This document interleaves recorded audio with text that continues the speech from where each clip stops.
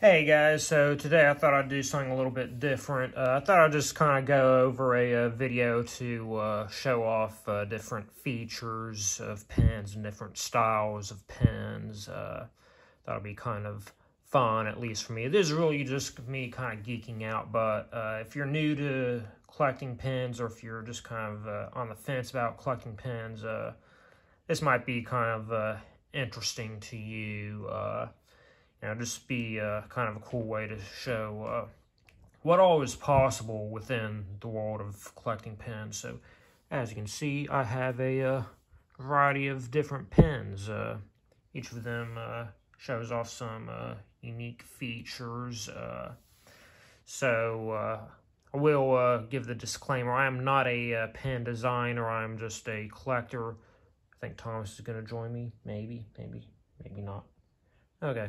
I guess not for now, at least. But, yeah, I'm not a pen designer. I do think I'll probably eventually design at least one pen. I have an idea that I've been kicking around for a while. Main thing that's been holding me back is my lack of skill as an artist. But I think I've recently discovered a artist whose style I think would fit really well for what I have in mind for the pen that I wanted to make. So maybe later this year I'll finally put out a pen. But yeah, I have a Godzilla idea I'd really like to execute. But anyway, the majority of collector-aimed pens are going to be enamel pens. Hello, Thomas. I do have backings on all these pens, so it shouldn't be too big of a problem if he walks over them like that, although it is kind of annoying how everything's knocked out of place now. Might throw off my organization. But anyway, the majority of at least collector-geared pens are going to be enamel pens. So there's two key parts to a enamel pen. There is the backing metal, its setting or its plating, and there's the actual enamel of it. So the plating is usually going to be silver, gold, or black nickel. However, as you can see with this pen, they can also be dyed other colors. Most pens, you're typically going to want to have two backings on it, and as you can see, you can also have a stamp that shows you who made it. Not all pens will have a stamp like that, but as you can see, this one came from Problematic. Ideally, at least from a creator standpoint, it's good to have that stamp on there so you know it's your pen. You don't want any knockoffs to be coming off of your designs, but yeah, typically it'll have two backers on it, and I hear a lot of people say that a pen should only have two backers. I don't necessarily agree with that, though. I do think that some pens are better off, or at least can get away with having one backer. But I do want to show you some examples of, firstly, a pen that has two backers that I wish I only had one. So this is a pen that, depending on what angle it's at, it can look like a T-Rex or the Loch Ness Monster. I feel like it's meant to be able to rotate, but it has two backers on it, so that's kind of disappointing. And here's one that has one backer, but really should have two because it's such a huge pen, and just having it right there, if you're wearing it, it's just going to rotate all over the place.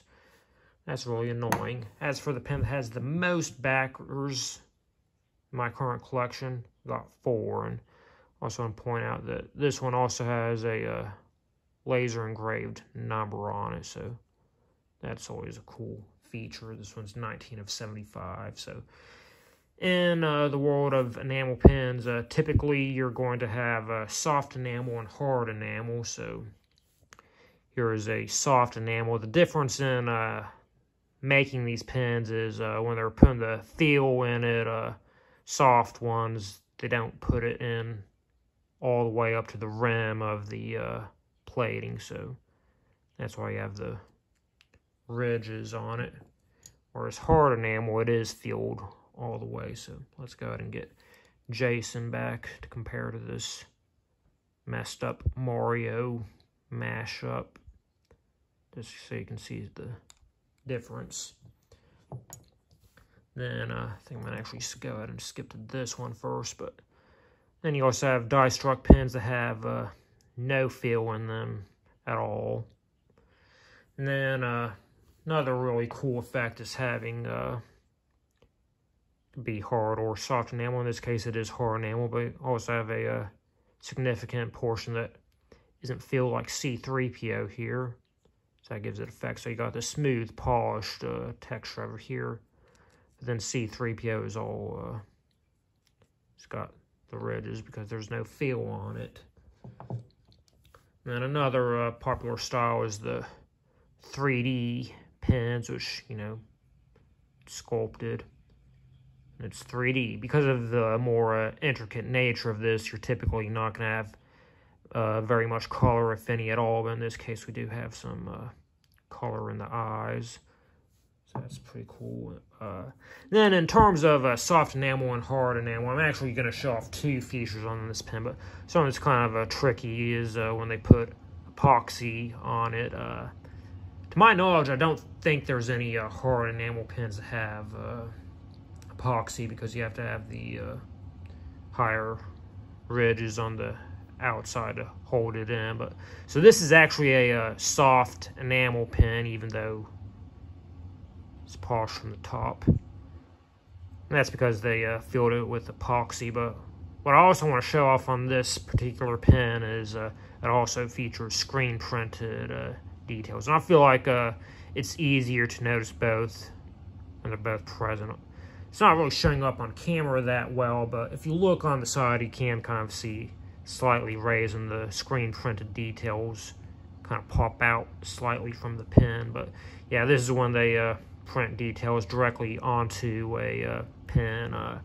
It can be done with non-epoxy filled soft enamel, but I don't think I have a single non-epoxy soft enamel pen that has screen printed details. It's, you know, you're gonna have to have a lot bigger sections to be able to do. Typically, you're going to see screen printing done on hard enamel, but that's going to be more intricate details. The main giveaway for screen printing is you're not going to see any lines on it for the platings. So, you know, this is a black nickel-plated pen, so anything that has those black lines going around it, that's going to be an enamel fill. But like, you know, the red, blue, bits of green in Joker's hair, there's all screen printed directly onto the pen. Like I said, because this is epoxy filled, it just pops out a little bit more than it would if it was a regular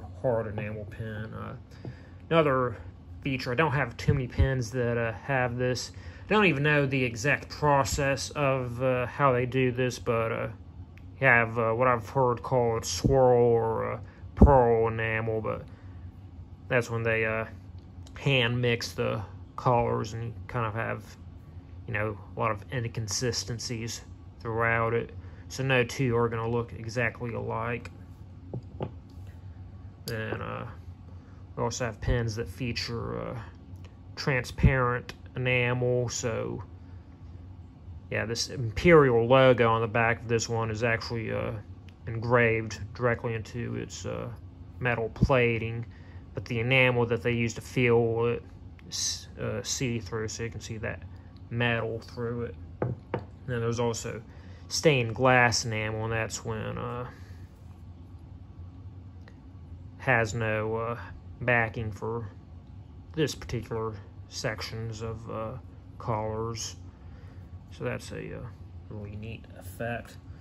Then we have pens that have a lot of glitter. I tend to not be that big on glitter pens, but I mean, it can be cool when it's done the right way. But there's a lot of pens that I feel like have glitter just for the sake of having glitter, and to me it just makes it look like it's dusty. But this one's cool because it has kind of the background energy effects going on. That's what I think glitter works best for, is, you know, sort of like energy effects. Like a lot of Star Wars pens, you'll see glitter in the lightsabers, and it looks really cool.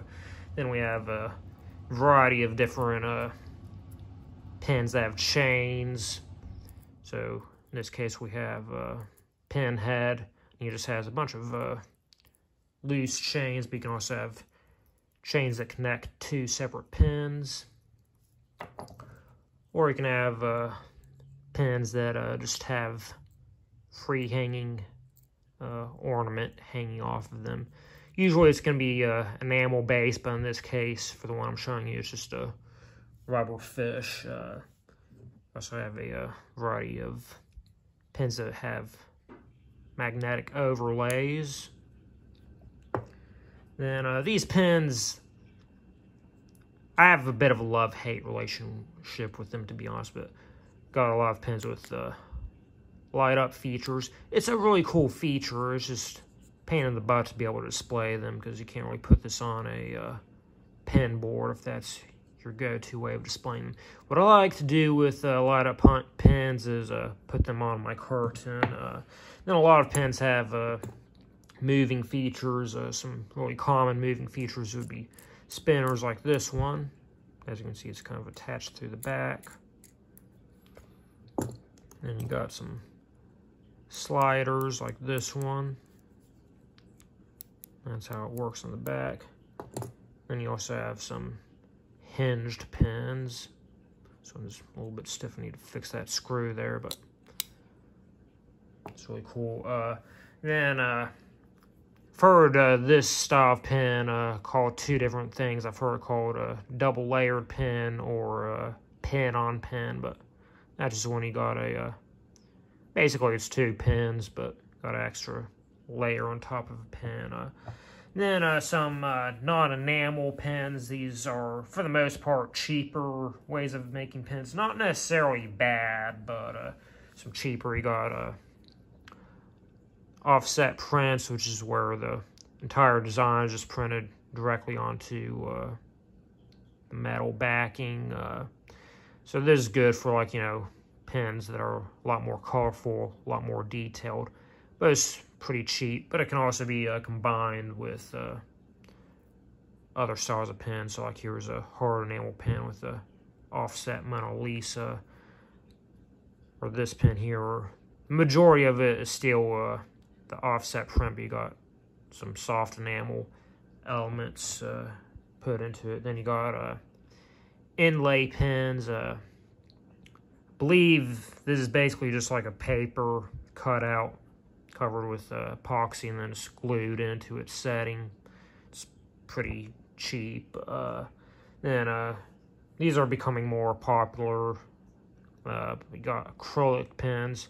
Like I said, a cheaper way of making pens, but kind of like the aesthetic of them. I'm not entirely sure exactly how these are made, actually, but I think a lot of them are actually handmade by the artist. But yeah, so it's just like a paper or acrylic design covered in plastic. And then this one's actually really cool because got some die cutting going on, so that's really cool. And of course you got the ever popular button, which is another I mean, most people at some point have made buttons. I remember making a few when I was a kid. Although strangely, I can't really remember exactly how you make them, but you know, you got a button making machine, you know, like a paper cutout that makes it. And then lastly, you got some resin pens.